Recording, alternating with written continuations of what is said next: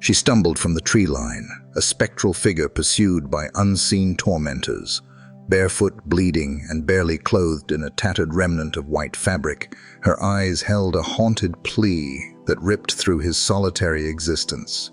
He hadn't touched a woman in 12 years, his soul as desolate as the Arizona landscape, and the first to fall into his arms was already broken beyond human comprehension.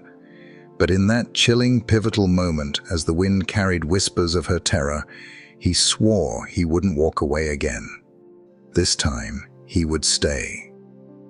Welcome back to the channel, where we journey into the heart of human experience, exploring tales of survival, unforeseen courage, and the profound resilience that defines us. Today's story is a raw, unflinching look at the shadows we face and the unexpected light that can emerge from the deepest despair. If you've ever felt like your own path was utterly lost, or wondered what transformative power lies within a single act of kindness, then you're precisely where you need to be. Now is the perfect moment to join our community. Go ahead and hit that subscribe button, because the saga we're about to unfold is a testament to the unyielding spirit, and it's a journey you won't want to navigate alone. John Miller lived a life consumed by the ghosts of his past, high in the sun-baked, unforgiving Arizona hills. His world had shrunk to a desolate existence, a weather-beaten cabin, a trusty shotgun that had seen more than its share of sorrows, and the crushing weight of unspoken memories that clung to him like dust to the ancient rocks. Hope was a concept as foreign and distant as the bustling cities he'd long abandoned. He truly believed he was beyond redemption, beyond connection, beyond any flicker of warmth, until a chilling, pivotal afternoon when fate intervened with a brutal, undeniable force. She appeared as if conjured from a nightmare, stumbling from the dense tree line, her every movement an agonizing testament to profound suffering. Barefoot, her feet torn and bleeding, her once pristine dress now a tattered piece of white fabric, perhaps a curtain, barely clung to her emaciated frame. Her arms were raw, lips cracked and bleeding, but it was her eyes, wide, vacant, and bearing witness to horrors beyond human comprehension, that truly spoke. She collapsed before him, uttering no scream, no name, only a desperate, guttural whisper. "Please, don't." John froze. 12 years of emotional numbness shattered by that single, desperate plea. While her external bleeding was surprisingly minimal, her entire body trembled as if she'd just escaped an inferno, every nerve ending screaming in silent agony. He took a hesitant, almost imperceptible step closer, his own heart thudding a rhythm he hadn't felt in over a decade. She winced, a raw, involuntary response, but to his surprise, she didn't recoil, didn't attempt to flee. Then, as the tattered fabric shifted slightly, he saw it. A sight that twisted his gut, not with revulsion, but with a wave of sickening understanding. Her back was a grotesque landscape of brutality, fresh burns mingled with old, angry welts, deep, twisted scars that spoke of repeated, merciless violence. And then, the markings, inhuman symbols, letters, as if some depraved individual had meticulously inscribed their cruelty directly onto her flesh. It was a canvas of pure, unimaginable torment. John stumbled backward, a gasp caught in his throat.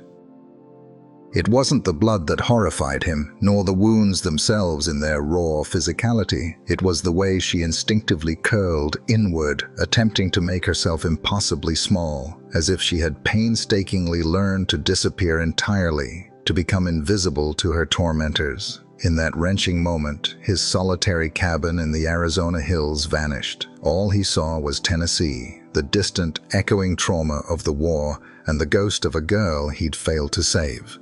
A young woman whose broken, haunted gaze mirrored the one before him now with chilling precision.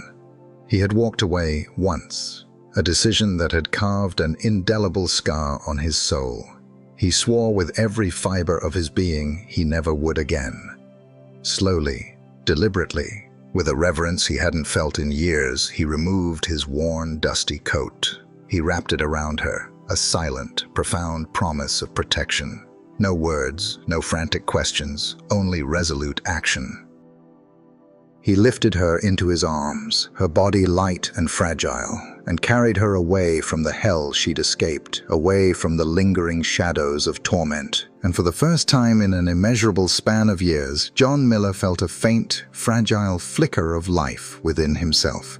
He believed in that moment that the worst was surely over, that the darkness had been left behind. He had no idea, absolutely no idea, that the true storm, a tempest far more dangerous than he could ever imagine, was only just beginning. The cabin was warm, the small wood-burning stove radiating a comforting heat, but the high-altitude night air still held a persistent chill. It wasn't freezing, not in the traditional sense, but given her recent ordeal, even a gentle summer breeze would likely feel like an icy blade against her ravaged skin. He gently, carefully, laid her on the old cot near the back wall, its worn mattress offering a semblance of softness. She remained utterly silent, making no effort to further cover herself, merely curling into an impossibly tight ball, clutching his coat as if its faded fabric were somehow woven from pure, unadulterated safety itself. John asked no questions. He didn't want to frighten her further, to push her back into the abyss she'd just climbed out of.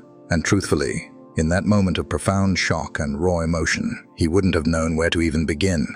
So he did what men like him, men forged in silence and action, do when words fail. He built a small fire in the stove, not solely because of the external chill, but because the gentle crackling of the flames provided a comforting, rhythmic counterpoint to the suffocating silence, a small beacon against the encroaching darkness.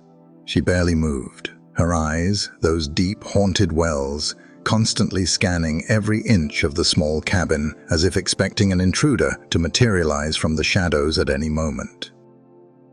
Every external sound, no matter how insignificant, made her flinch. Even the gentle whisper of the wind against the sturdy wooden shutters seemed to rattle her to the very core of her being. John, needing to occupy his hands, to ground himself in something tangible, made coffee, bitter, strong, and brewed from beans older than he cared to admit. He sat at the rough-hewn table, his gaze fixed on the mesmerizing dance of the fire, stealing occasional furtive glances at the woman on the cot. She was still breathing, still silent, still clutching his coat. But the way she held it, so fiercely, so protectively, told him she hadn't completely surrendered to despair. A tiny ember of defiance still glowed within her. Later that night, as the moon cast long shadows through the cabin window, she stirred slightly, her head turned slowly, deliberately, her eyes meeting his across the flickering firelight for a fleeting, almost ethereal moment. No words passed between them, no overt emotion was expressed, but in that shared glance, there was a connection, a fragile spark of humanity, buried deep beneath immense pain and hardened by years of solitary existence. He nodded, a gesture of understanding from a seasoned veteran who knew precisely when silence was the most powerful, most profound form of communication. She turned back toward the wall, her silent vigil continuing.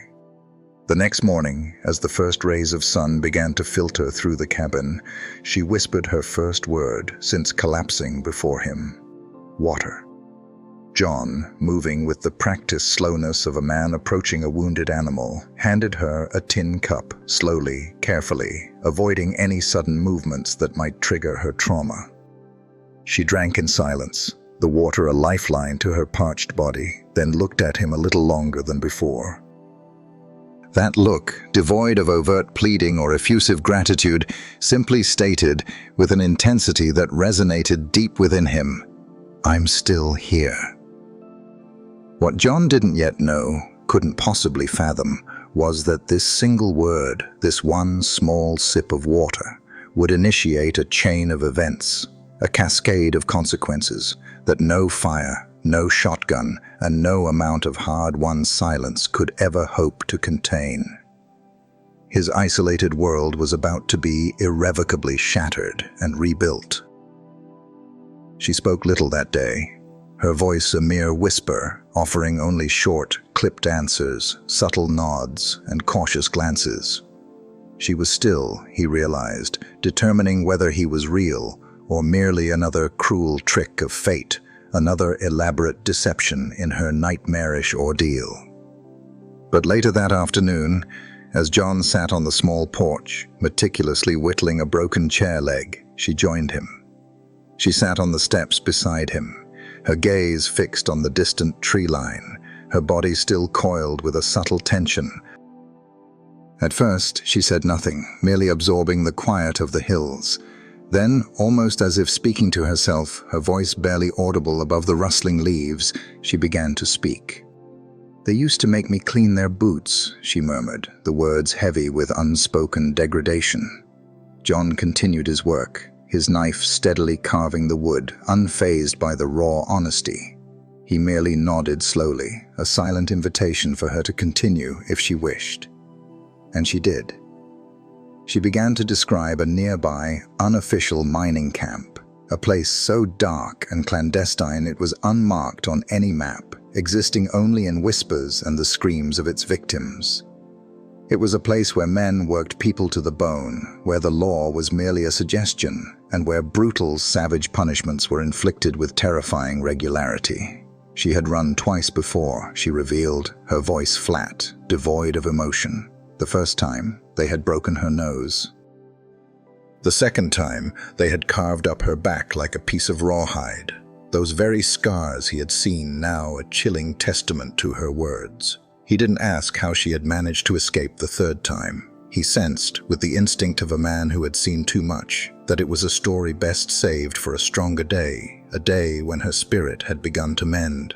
But as the fiery Arizona sun began its slow, inevitable dip behind the towering pines, casting long purple shadows across the landscape, John heard something that stopped him cold, the rapid, rhythmic thud of approaching hooves on the ridge road. The sound carried on the crisp air, growing steadily louder, more insistent. He stood, his movement swift and practiced, grabbed his shotgun from its resting place, and gestured for Mary to go inside.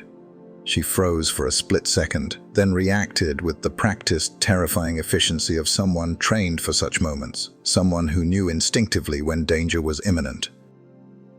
The rider who appeared wasn't a cowboy, nor a prospector. He looked more like a disheveled banker who'd lost his entire fortune and blamed the world for his misfortune. He wore a fancy but now grimy vest and sported a greasy mustache that did little to conceal the calculating cruelty lurking beneath his eyes.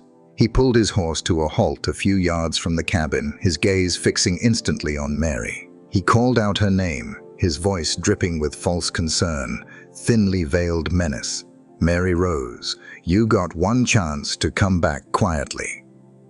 John descended from the porch, his movements slow, deliberate, the shotgun held casually but firmly in his hands. "She's not going anywhere," he stated, his voice low, steady, and utterly devoid of fear. The man on the horse smirked, a cruel twist of his lips. "Ain't up to you, old-timer." John didn't respond with words. Instead, he cocked the shotgun, the metallic click echoing sharply in the sudden silence. He didn't aim it directly, not yet, but the message was clear and unmistakable. This wasn't a city street, this wasn't a saloon brawl, this was his land, his sanctuary, and he would defend it. The man, sensing the unyielding resolve in John's eyes, didn't draw his own weapon. He merely spat on the ground, a final act of impotent defiance, wheeled his horse around, and rode away, disappearing back over the ridge. But the look in his eyes as he left spoke volumes. He would return, and he wouldn't be alone. He would bring hell with him. John remained silent for a long time, sitting on the porch, the shotgun resting across his lap, his gaze fixed on the distant tree line, lost in thought. Later that night, under the cold, indifferent stars, he scribbled a terse note to an old friend, a lawman he hadn't seen in years, just in case. "If you're still listening," the note might have read, "I suspect you're much like John. You want to know what happens next. And believe me, You'll want to be here for it, so if you haven't already, now's the time to hit that subscribe button because the real fight hasn't even begun. This was not just a fight for Mary's freedom, but a confrontation that would drag John back into a world he had desperately tried to escape. 3 days passed. Quiet days, yes, but not peaceful ones. It was the kind of unnerving quiet where even the wind seemed to be holding its breath, biding its time. John remained a sentinel, his unspoken watchfulness a palpable presence that Mary understood instinctively. He didn't chop wood, didn't check his traps, didn't engage in any of his usual routines. Instead, he simply cleaned his shotgun, meticulously, repeatedly, as if it were Sunday morning and the world was teetering on the brink of absolute collapse. Every click, every polish, a silent preparation for the inevitable. Then it happened. Late in the afternoon, as the sun began its descent, painting the sky in fiery hues, the air grew unnaturally still. No birds sang, no insects buzzed, only the growing, rhythmic sound of hooves and a rising cloud of dust on the ridge road broke the silence. 3 riders appeared, not ranchers, not prospectors, and certainly not lawmen. They rode with an air of arrogant entitlement, their faces hardened by cruel intent. John stood in the doorway, his silhouette framed against the cabin's interior, the shotgun held ready. Mary stood behind him, her breath caught in her throat, her body rigid with ancient fear. One of the men was the same banker who had visited days before, his greasy mustache now twitching with anticipation. This time, he didn't come to negotiate. He came to reclaim what he considered his. He shouted, his voice coarse and confident, "Step aside, old man." John didn't move. He stood as immovable as the Arizona mountains themselves. The second rider, a younger, more impulsive man, shifted restlessly in his saddle, his hand drifting dangerously close to his holstered weapon. John didn't hesitate. His instincts, honed by years of conflict, took over. He fired. The roar of the shotgun tore through the stillness. The man screamed, a high-pitched, agonizing sound, collapsing from his horse like a sack of grain, blood gushing from his leg, staining the dry earth. The other 2 froze, caught between flight and aggression, neither advancing nor fleeing. Then another voice cut through the tension. Calm, steady, weathered like old leather, but imbued with an undeniable authority. "I'd think real hard about your next move." From the tree line, a figure emerged, his movements deliberate, unhurried. His badge, glinting in the fading sunlight, was clearly visible, and a rifle was slung low across his back. It was David Hill, John's old war buddy, now the respected sheriff of the entire territory. His presence was a stark, formidable boundary. David met each of their gazes, his eyes holding a steely resolve. "This is my jurisdiction, and she's under my protection now. If you want to argue that, you'll answer to the law, and to me." The wounded man groaned, clutching his leg. His companion cursed under his breath, but none of them, faced with the unyielding authority of the sheriff and the cold, unblinking resolve of John Miller, reached for their guns again. Slowly, reluctantly, they gathered their wounded companion and rode away, their bravado shattered. They left slowly, but they left. Later, in the quiet aftermath, John asked David how he'd known to come. David smiled, a rare, tired grin. "You send a note that smells like gunpowder and regret, John. I figure it's serious.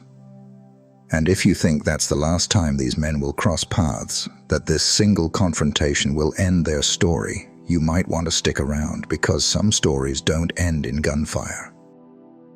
They just begin there. The roots of conflict run deep, and sometimes justice demands more than a single bullet." The dust settled.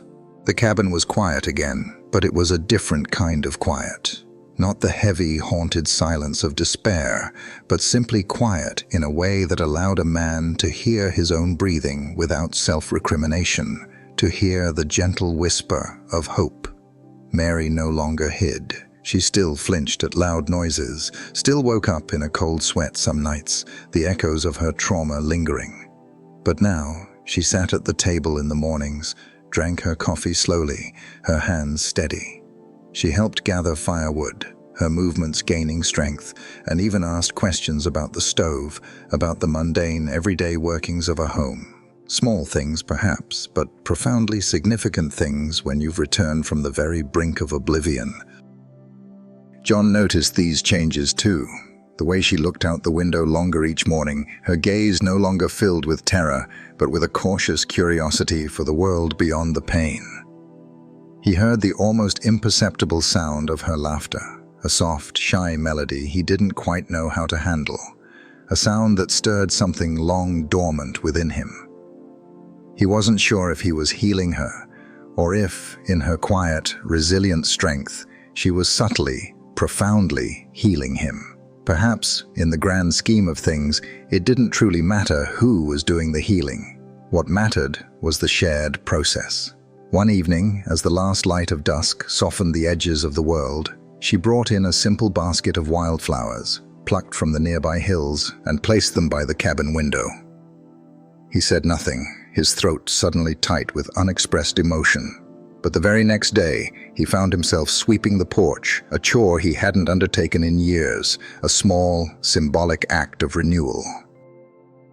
They didn't speak of love, didn't label their connection with the confines of words, but one quiet night, over a humble stew and strong black coffee, she looked up, her eyes clear and searching, and asked, "You ever think some folks were put here not to save others, John, but to simply give them space, to give them a chance to save themselves?"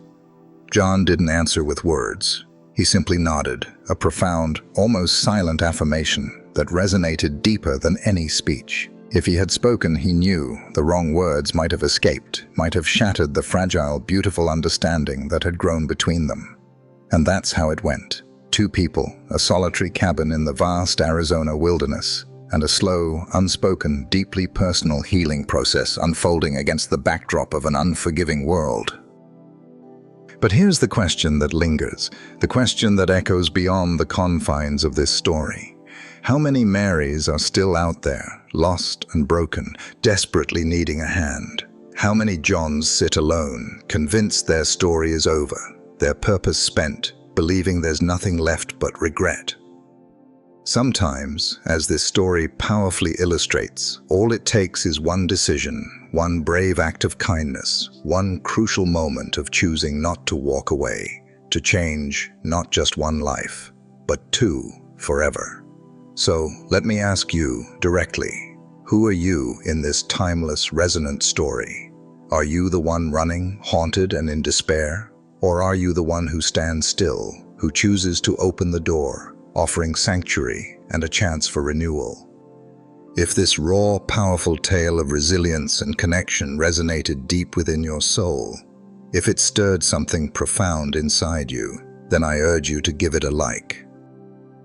Share it with someone who needs to hear it, someone who might be searching for their own flicker of hope.